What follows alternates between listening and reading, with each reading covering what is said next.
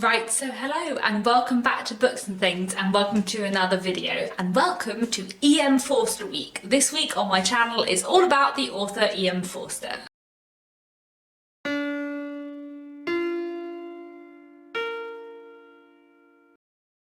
So, I have not done an author week on this channel for ages. If you are newer to this channel, you might not know what an author week is, but basically every now and then on my channel, when I have read all the books by an author, typically all the books by a classic author, I dedicate 1 week or 2 weeks to talking about all of their books, one book a day for a week or 2 weeks until I have done individual book reviews on all of their works. So I've done this before for Charles Dickens, for Jane Austen, for the Bronte sisters, for Elizabeth Gaskell, for Thomas Hardy, and for 2 individual book series by Anthony Trollope for the Pallisers books and the Barsetshire Chronicles. I really enjoy doing these author weeks on my channel where I dedicate a bit more time to talking about author in depth. And this week it is time for E.M Forster. E.M Forster was born in 1879 and died in 1970. Before I get on to talking about his books, let's just take a moment to appreciate what a long and strange life that must have been. Can you imagine if you were born in 1879 and like the first 21 years of your life were in the Victorian period,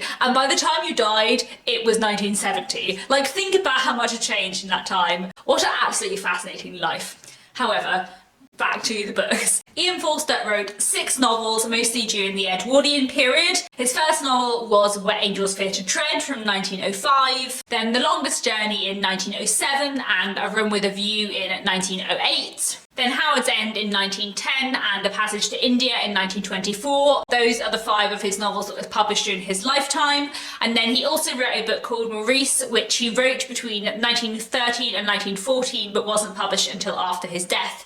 It was first published in 1971. This is because the book is about a young gay man, and when E.M Forster originally wrote it, homosexuality was still illegal in the UK. There is also a note on the text which comes with my edition on the book, which E.M Forster wrote himself. And he does talk in that about how he was kind of affected by his own life experiences growing up as a gay man in the Victorian and Edwardian periods. But I will talk more about Maurice and all of E.M Forster's books later on in the week. Today is just a little bit of an introduction to the week.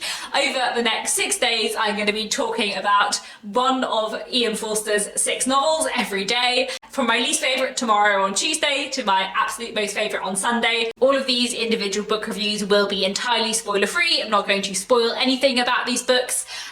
These will just be short, quick videos telling you a little bit about these books, what their basic plot and premise is, what I like about them, what I don't like about them quite as much, and all of that kind of stuff. That's all quite straightforward, but hopefully quite enjoyable too. I am a really big fan of E.M Forster. I really love his works. I think he writes really wonderfully with a kind of precision and insight into characters which I love. I think he writes fantastically about class, about gender, about relationships.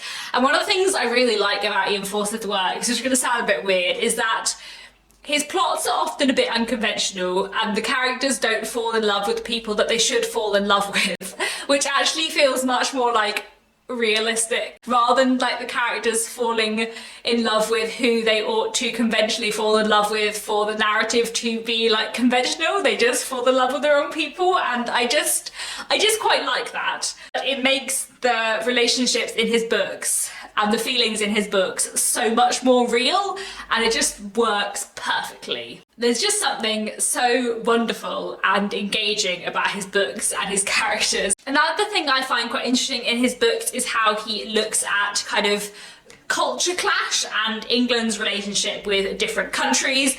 So some of his books are solely set in England, some of them are set in England and Italy. A Passage to India is set almost exclusively in India, with several English and several Indian characters. And I think the way that E.M Forster looks at different cultures meeting and struggling together, whether that's people of different nationalities or people from different classes or sort of different backgrounds, that's just something that he does really, really well and really, really interestingly.